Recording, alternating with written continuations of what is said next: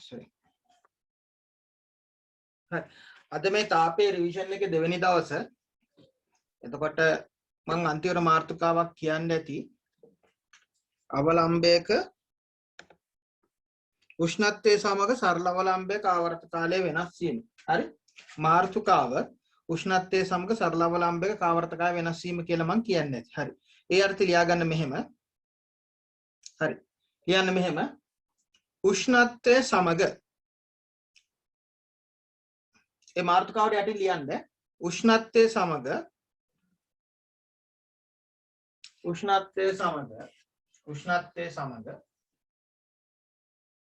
මාතෘකාවට යටින් ලියා ගන්න උෂ්ණත්වයේ සමග සරල අවලම්බයේ දිග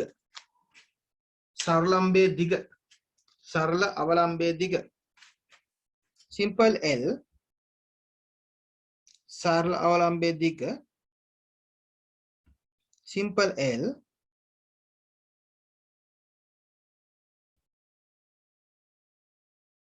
गुरुत्वाकर्षण L हा उष्णत्वයේ සමග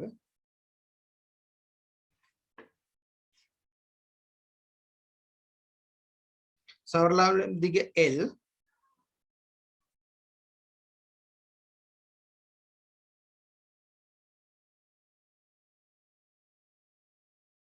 සහ ආවර්ත කාලය T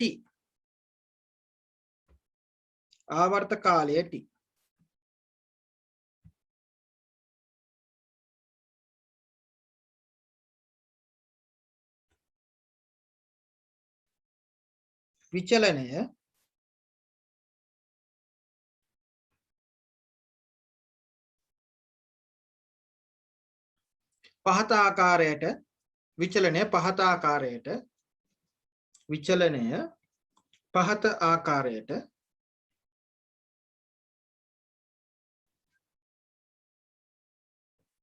සැලකිය හැකිය. ඊට පස්සේ යටින් ලියන්න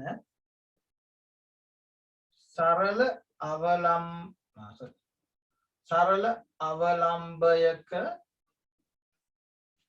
දිග simple L ද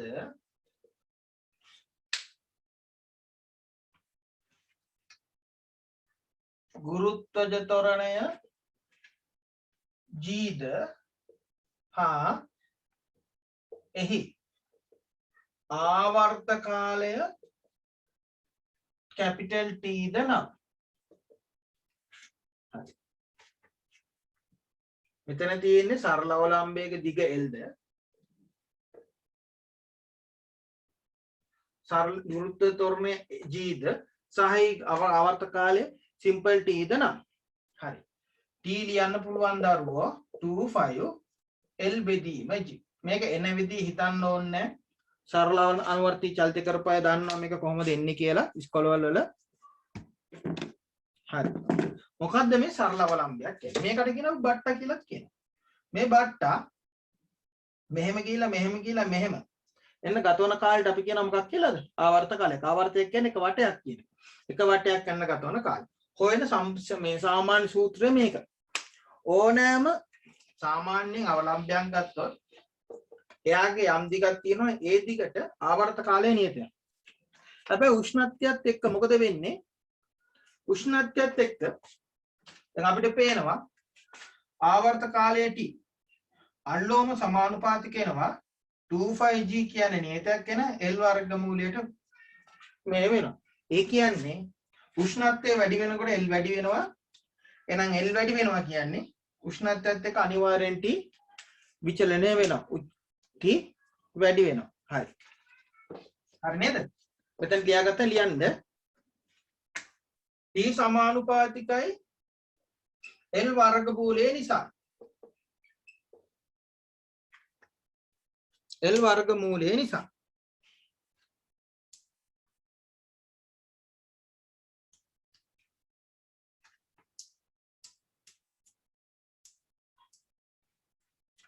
T සමානුපාතිකයි L වර්ගමූලය නිසා.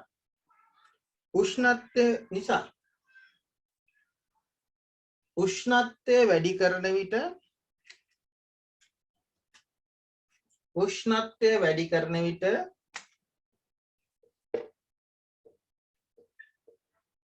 L වැඩි වෙන නිසා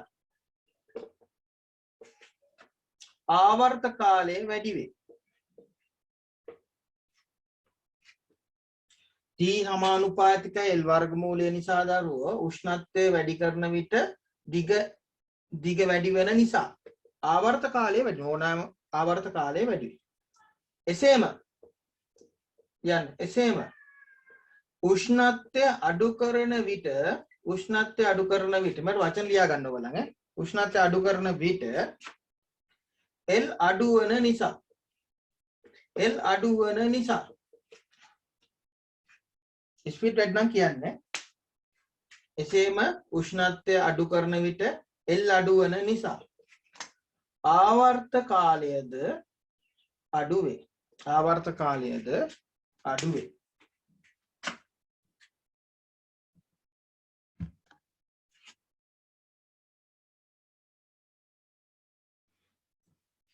හරි. එතකොට අපි හිතමු දැන් අපිට අර සූත්‍රයක් තියෙනවනේ උඩ 25 L බෙදීම G. මේක දරුවෝ පළවෙනි සූත්‍රයේ ලියා ගන්න. හරි. ඊළඟට යන්න උෂ්ණත්වය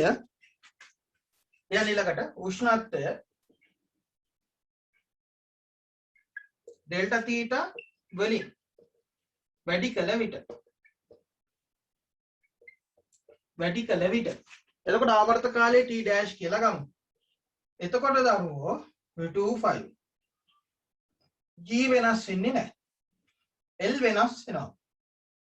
හරි. අපි එතකොට දන්නවා L සමානයි L dash සමාන කියන්නේ අවසාන දිග සමානයි උෂ්ණත්වය වැඩිනොත් කොහොමද?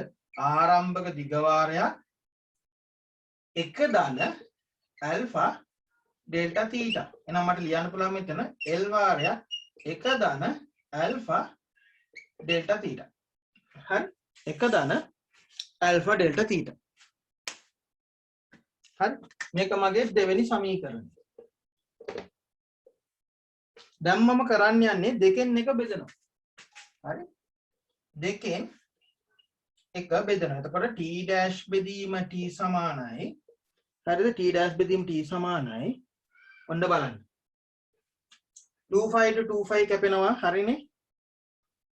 මෙතන L ට L කැපෙනවා. G ට G කැපෙනවා.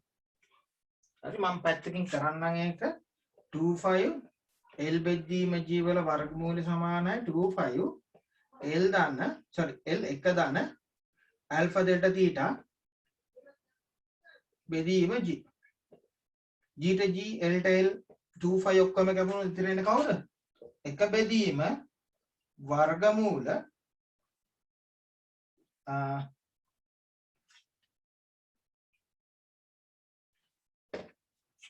මේක අනිත් පැත්තෙන් නේ මම T dash වලින් තියෙන බෙදුවේ. එතකොට මේක එන්නේ පල්ලෙහෙන් 25 LG 25 LG මේක මෙහෙම නෙන්නේ. එතකොට ඔක්කොම කැපුනම ඉතිරි වෙන උඩ L දාන L වාරයක් 1 දාන alpha delta theta කියන පදය.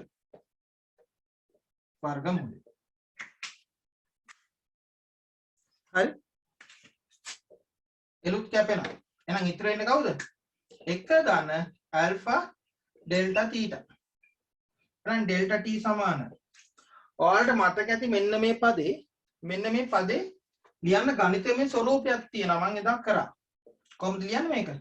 මෙයා මෙහෙට ගියොත් t වාරයක් 1 දාන මතක නැහැ. 1 දාන භාගයක් alpha theta. 1 දාන භාගයක් alpha theta. 1 දාන භාගයක් alpha theta කියලා ලියන්න පුළුවන්. හරි. දැන් අපිට පේනවා 1 දාන ඒ කියන්නේ මෙතන අනිවාර්යෙන් එකට වඩා වැඩි සංඛ්‍යාවක්. එහෙනම් delta theta කියන එක අවසාන උෂ්ණත්වය සමානයි ආරම්භක උෂ්ණත්වයේ වාරයක් 1 දාන භාගයක් alpha delta theta කියන සූත්‍රය භාවිතා කරන්න පුළුවන්. එහෙනම් ගණනය කිරීම තියෙනකොට දරුවෝ ගණනය කිරීමක් තියෙනකොට ඔයාලට මේ බහුවර්ණවල මෙන්න මේ සම්බන්ධය ඩිරෙක්ට් ඔයාලට භාවිතා කරන්න පුළුවන්. සමහරක් වෙලාවට බහුවර්ණවල අහනවා මෙන්න මේ සම්බන්ධතාවය. හැබැයි මේක මතක නැත්නම් ගන්න විදිහ මතක තියාගන්න. සහ ඩිරෙක්ට් ඕන නම් මේක භාවිතා කරන්න පුළුවන්. හරියට අපි අර ඝනත්වය භාවිතා කරේ ඝනත්වය සමානයි ආරම්භක ගන්තන 1 ධන ඇල්ෆා තීටා කියන සූත්‍රයක් භාවිතා කරේ. අන්න ඒ වගේ ඩිරෙක්ට්ම භාවිතා කරන්න පුළුවන් සූත්‍රයක් තමයි බහුවර්ණ වලදී මේක. මෙහෙමයි අහන සම්භාවිතාවේ 100%යි. මේක දාලා අහන්න පුළුවන් සම්භාවිතාවේ 100%යි. හරි. හැබැයි වැරදිලාවත් ඇහුවොත් මේක මතක තිබ්බොත් ඔයාලට 100% ප්‍රයෝජනවත් වෙනවා. අනික මේක මතක නැත්නම් මේක ඔයාලට හදලා මේ සූත්‍රය ගන්න වෙනවා. හරි. සමහරක් දේවල් තියෙනවා සමහරක් ඊට වැදගත් නොවෙන්න පුළුවන්. ඉතින් අපිට විභාගෙදි කියන්න බෑ මේක වැදගත් වෙනවා මේක වැදගත් වෙන්නේ නැහැ කියලා. නමුත් මතක නැති වුණත් කමන්නේ හදන විදිහ හරි මතක තියාගෙන යන්න. හදන විදිහ හරි මතක තියාගෙන යන්න. හරි නේද? මේක ලියා ගන්න දරුවෝ මෙතෙන්ට එනකම්.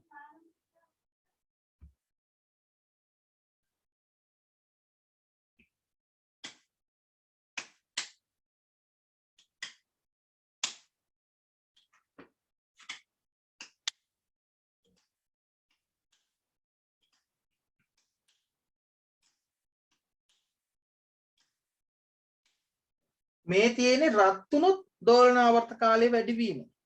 සිසිල් වුණොත් එන මොකක්ද වෙන්නේ? දෝලනාවර්ත කාලය අඩු වෙනවා. එතකොට දරුවෝ සුළු කරන්න ඕනේ නෑ. මෙතන මොකක් වේද? මෙතන මේකනේ ධන භාවයක් මේක නිසානේ වැඩි උනේ. මේක මොකක් වෙනවද? මේක ඍණ වෙනවා. ලියා ගන්නකො මෙතනට ඊට පස්සේ මම දෙන්නම් ඉතින්. හරි. මේක ලියාගෙන ඉවරනලා ලියන්න වැදගත් කියලා දාලා තරු ලකුණක් දාලා රත් කිරීමේදී ආවර්ත කාලය වැඩි වේ. ආවර්ත කාලය වැඩි වේ. එහෙනම් රත් වීමේදී ආවර්ත කාලය හොයන්න පුළුවන් සූත්‍රය මොකද්ද? ඒක තමයි මේ අපි හොයලා තියෙන්නේ. මොකද්ද? t dash සමානයි t 1 ධන භාගයක් alpha theta. හරි. එතකොට සිසිල් කරනකොට මොකද වෙන්නේ? ආවර්ත කාලය අඩු වෙනවා. සිසිල් කිරීමේදී ආවර්ත කාලය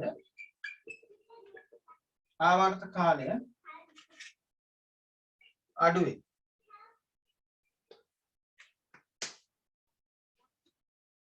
එහෙනම් එතකොට දරුවෝ ඔයාලා සුළු කරොත් මෙතනට භාගයක් එනවා. මොකද්ද? t dash සමානයි t 1 ඍණ භාගයක් alpha delta theta. theta කියලා ගමක් කවන්නේ delta theta කියලාම දාන්න. අපි delta theta නේ ගත්තේනේ. delta theta ම දාගන්න නැත්නම් ඔයාලා confuse වෙයි එක තැන්වල මම එක දැම්මා කියලා. හරි. මේ ටික තියාගන්න.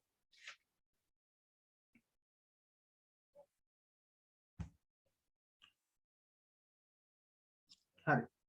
එතකොට උෂ්ණත්වය වැඩි වෙනකොට අපිට ඩෙල්ටා ඩෑෂ් කියන්න මේ අවසාන එක ලියන්න පුළුවන් ආරම්භක වාරයක් 1 ධන ඇල්ෆා ඩෙල්ටා තීටා වල වර්ගමූලය. එහෙම නැත්නම් මේ ක්‍රමයට මොන අවස්ථාවේදීද උෂ්ණත්වය වැඩි වෙනකොට මේ තීටා වැඩි වෙනකොට තීටා අඩු වෙනකොට ආවර්ත කාලය ලියන්න පුළුවන් t 1 ඍණ ඇල්ෆා ඩෙල්ටා තීටා නැත්නම් 1 ඍණ භාගයක් ඇල්ෆා ඩෙල්ටා තීටා. මේ දෙකම මේකට වළංගුයි. මේ දෙකම අපිට ගන්න පුළුවන්. හරි. ඊට පස්සේ බලමු අපි ගානක් දෙකක් සාකච්ඡා කරලා කොහොමද මේවා අපි භාවිතා කරන්නේ කියලා.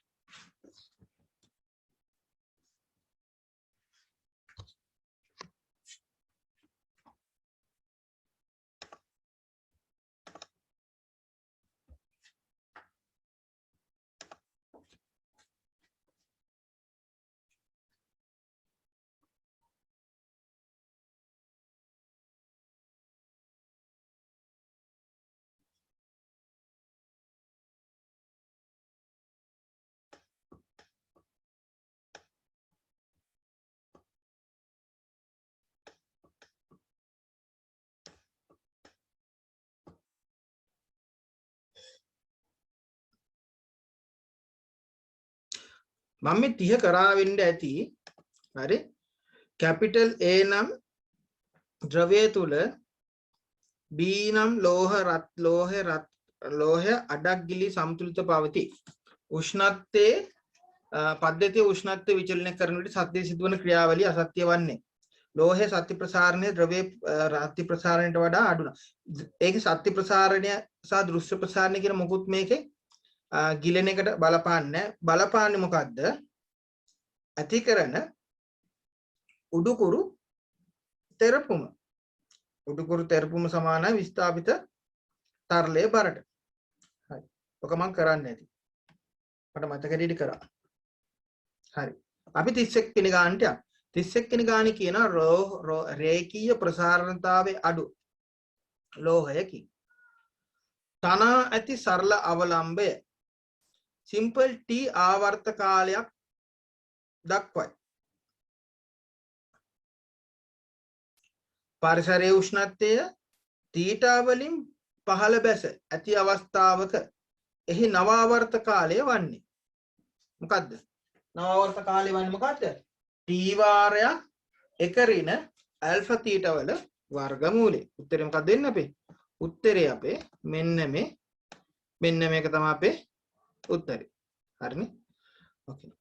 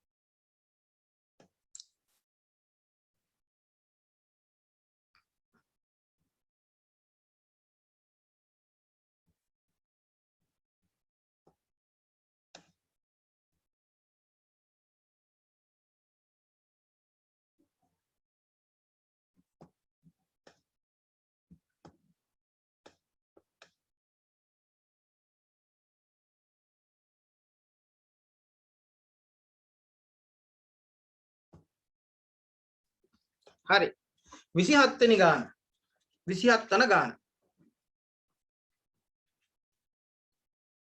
27 වෙනි ගාන කිය බලන්න.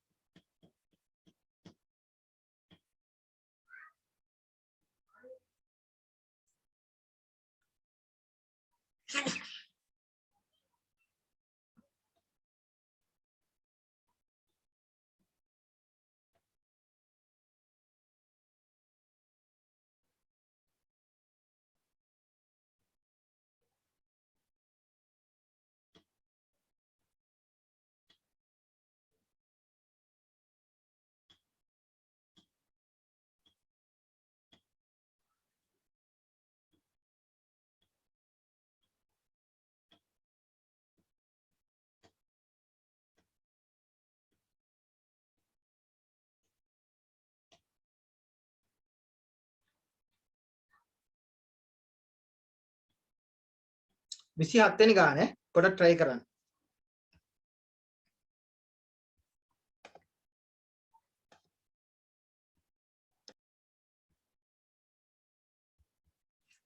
හරි මම ගන්න 31 වෙනි ගාන. 31 වෙනි ගානේ ද 27 වෙනි ගානේ sorry 27 වෙනි ගාන. ඔරලෝසුවේ අවලම්බයක් සාදා තියෙනවා. දැන් ඔරලෝසුවක අවලම්බයේ ආවර්ත කාලය කියන සාමාන්‍ය ඔරලෝසුවක ආවර්ත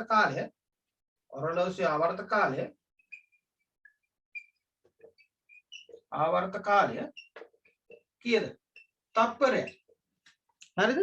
දැන් අපි හිතමු සෙල්සියස් අංශක 20 දී ආවර්ත කාලය t dash නම් අපිට t dash සමාන t වාරයක් එක දාන භාගයක් alpha delta theta. ඔන්න මේ කැලේ වෙනවම හොයලා දාන්න පුළුවන්. හරි. අපි දන්නවා එක වාරයක් එක දාන භාගයක් alpha කියන්නේ 1.9 බෙදීම 10 5 මම පල්ලෙහෙන් දාගන්නවා. වැඩි කිරීම delta theta කීයද? 5යි. උෂ්ණත්වය වැඩි වීමන්නේ. දැන් මම කැල්කියුලේට් කරනවා මේක. එක ධන 0.5ක් වැඩි කිරීම 1.9 වැඩි කිරීම 5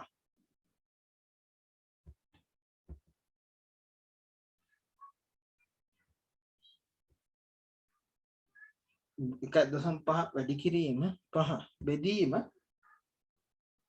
1 2 3 4 5 දාන එක. මේකෙන් එනවා 1.0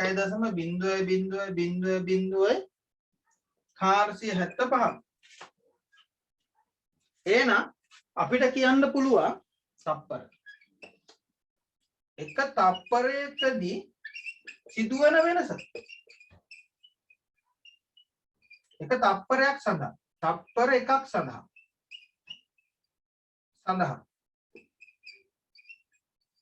එහෙමනේ. දැන් කලින් ඔර්ලෝසු ආවර්ත කාලේ තප්පරය. දැන් කොච්චරක්ද? තප්පරේ වාරය තප්පරේ 0.00475. එහෙනම් තප්පරයක් සඳහා සිදුවන වෙනස කොහොමද හොයන්නේ?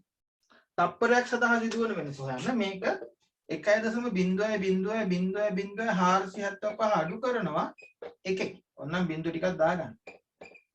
සුළු කරන්න ලේසියි නේ. නම් 0.0000475 කියනවා තප්පර. හරි. මෙතනට ලියා ගන්න දරු. මේ ටික ලියා ගන්න. කියන දේ අපහැදිලි නම් අහන්න. කියපු දේ අපහැදිලි නම් අහන්න. දැන් මම බැලුවා ඔර්ලෝසිය ආවර්ත කාලයේ එකක තප්පරයකට සිදුවන වෙනස. තප්පරයකදී සිදුවන වෙනස කොච්චරද? තප්පරයක් සඳහා බලපෑම මෙච්චරයි. අපිට හිතනවා මේක නිකන් ලොකු පොඩි යගයක් කියලා. හැබැයි සාමාන්‍ය ගණනය කිරීම වලදී අපි මේක බිංදුවයි කියලානේ ගන්න. ඒ වුණාට මේකද අපිට කන්සිඩර් කරන්න වෙනවා. තප්පරේනු අපි මේක 5ක් කියලා ගත්තොත් 1 2 3 4 ලක්ෂයෙන් 5ක්. ඒ කියන්නේ තප්පරය කොටස් 20කට බෙදුවොත් 20කින් කොටස් 20000කින් බෙදුවොත් 20000කින් එකක් තමයි වෙනස් වෙන්නේ. මේක අපි ගණනය කිරීම ගත්තොත් ඊට පස්සේ මම කරන්නේ අපිට දවසකට සිදුවන වෙනස නියෝනේ. දවසකට සිදුවන. හරි. දැන් මෙතන ඔයාලා මෙතන ලියා ගන්න ඇතිනේ. දිනකදී සිදුවන වෙනස. දිනකදී සිදුවන වෙනස. දිනකදී සිදුවන වෙනස. එහෙනම් දිනකදී සිදුවන වෙනස කියන්නේ මේක මොකද කරන්න ඕනේ? 0.0000475 වැඩි කරන්න ඕනේ. තප්පර 60කින් එතකොට පැයයි විනාඩියයි. ඒක තව 60කින් වැඩි කරොත් පැයයි. ඒක 24කින් වැඩි කරන්න ඕනේ. මෙන්න මෙච්චර කාලයක්.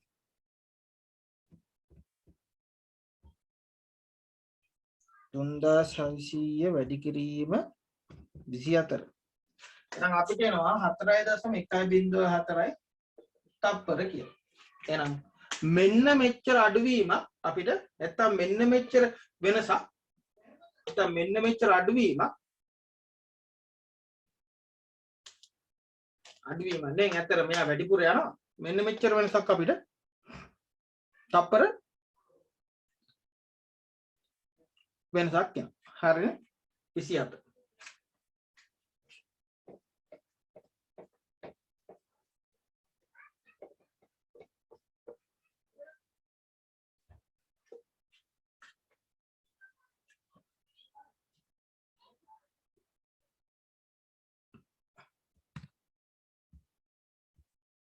තේරුම් නැත්නම් අහන්න බුම්බගෙන ඉන්න එපා.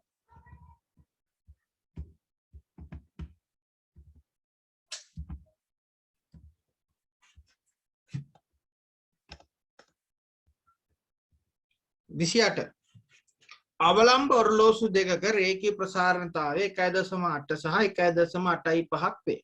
පළමු ඔරලෝසු වේලාව සෙල්සියස් අංශක 12 දී ද දෙවන ඔරලෝසු වේලාව සෙල්සියස් අංශක 30 දී ද නිවැරදි වේ.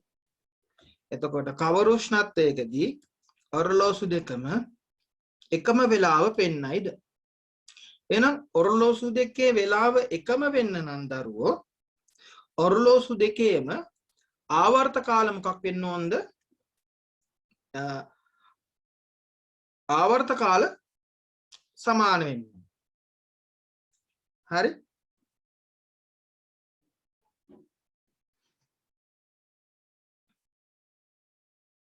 ඇත්තටම මෙයාලගේ සෙල්සියස් අංශක 12 දී ආවර්ත කාලයයි සෙල්සියස් අංශක 30 දී අරයාගේ ආවර්ත කාලයයි ඒ උෂ්ණත්ව දෙකේදී ආවර්ත කාල සමානයි. එතකොට අපිට හොයන්න තියෙන්නේ මේ දෙන්නගේ එකම වෙලාව පෙන්වන්නේ. ඒ කියන්නේ ආවර්ත කාලය සමාන වෙන අවස්ථාවේදී දෙන්නගේ අවලම්බ දෙකේ වෙලාව සමාන වෙනවා. එතකොට මේ තියෙන්නේ වෙනත් උෂ්ණත්වවලදී මේගොල්ලන් හරි වෙලාවක් පෙන්වනවා කියලා. දැන් අපි කොහොමද කරන්නේ? එහෙනම් පොඩ්ඩක් උත්සාහ කරන්න. උත්සාහ කරලා පිළිතුරු හොයන්න බලන්න. පොඩ්ඩක් try කරන්න. මම ඊට පස්සේ කියලා දෙන්නම් ඔක් කරන විදිය. පොඩ්ඩක් සූත්‍රයක් දාන්න විතරයි තියෙන්නේ. හරි. දැන් ගානේ ඔන්න හොඳට බලන්න අවලම්බ දෙකක් තියෙනවා. මම ගන්නම් පළමු ඔරලෝසුවේ සෙල්සියස් අංශක 12 දී ආවර්ත කාලය T1ද දෙවන ඔරලෝසුවේ සෙල්සියස් අංශක 30 දී ආවර්ත කාලය T2ද යයි ගනිමු. දැන් මේකෙදි කියනවා පළවෙනි ඔරලෝසුවේ සෙල්සියස් අංශක 12 දී නිවැරදි කාලය පෙන්නනවා. මෙයා සෙල්සියස් අංශක 30 දී නිවැරදි කාලය පෙන්නනවා. නිවැරදි කාලය පෙන්නනවා නම් මෙයාගේ ආවර්ත කාලය සෙල්සියස් අංශක 12 දී හා 30 දී මොකක් වෙන්න ඕනිද? සමාන වෙන්න ඕනි. ඕකේ? ඕකේ? මෙම උෂ්ණත්වවලදී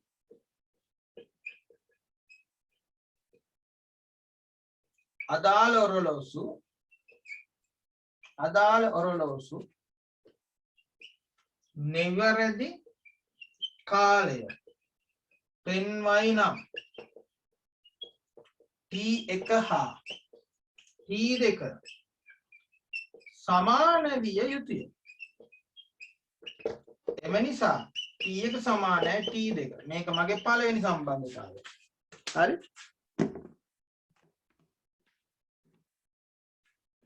ඊළඟට මම දැන් මෙයාලගේ උෂ්ණත්ව සමාන වෙන අවස්ථාවට යනවා. උෂ්ණත්වයේ සමාන අවස්ථාවේදී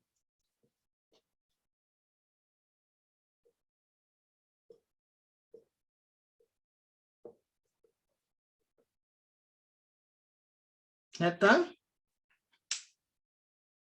එකම ආවර්ත කාලය පෙන්වන උෂ්ණත්වය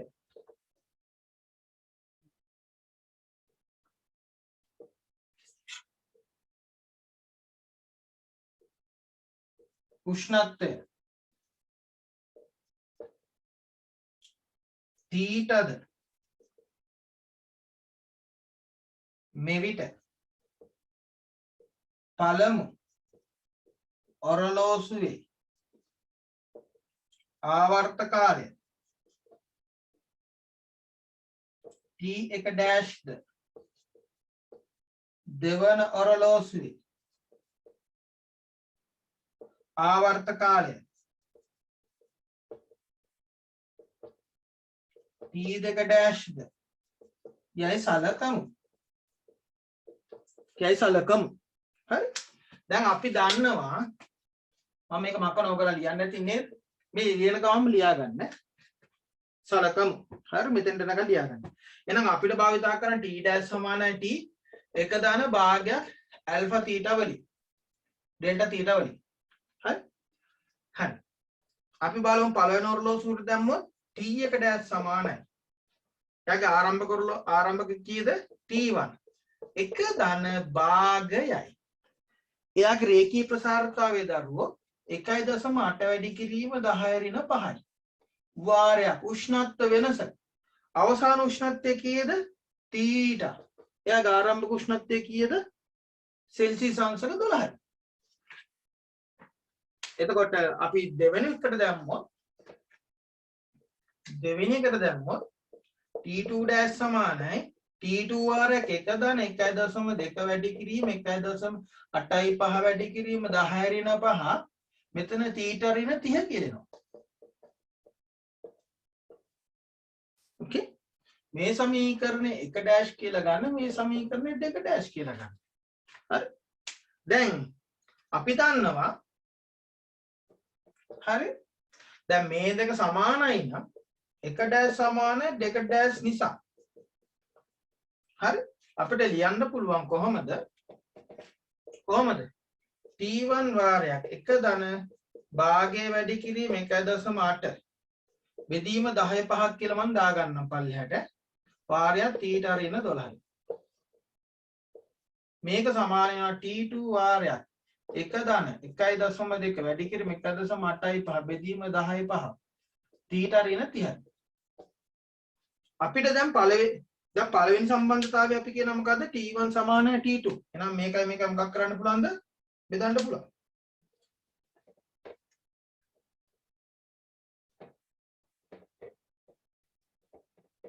හරි එහෙනම් මට මෙතන එනවා එක ධන භාගයයි 1.8 වැඩි කිරීම 10/5 θ ඍණ 12 එක ධන භාගයයි 1.8/5 θ ඍණ 30 එකට එක කැපෙනවා හරි ඊට පස්සේ ඉතිරෙන භාගයක් 1.8යි 10/5යි මේ පදේ එහෙනම් මේ පදෙන් භාගයට භාගය කැපෙනවා මට ගණන් ගන්නන්න බෑ වලට මේ කරන ඒවා ඔලුවට ගන්න හරි එකට එක කැපුණාම ඉතිරි වෙන්නේ මේ පද දෙකේ භාගය කැපෙනවා 10/5ට 10/5 කැපෙනවා 10/5 නේ 10/5 එහෙනම් ඉතිරි වෙනවා 1.8යි θ ඍණ 12 මෙහි 1.8යි 5යි θ ඍණ 30 මේක සුළු කරන්න මේක සුළු කරාට පස්සේ ඔයාලට θ වලට ගෙනවා කීයයි කියලාද 678යි කියලා ගානට එනවා සුළු කරන්න 678 ගානට එනවා සුළු කරන්න බෑ මට ඔයගොල්ලෝ සුළු කරගන්න මේක θ වලින් වැඩි කරා මේක θ වලින් වැඩි 1.8න් වැඩි කරා මේක මේව කරා කොහොම සුළු කරා එතකොට 678ට ගානට එනවා හරි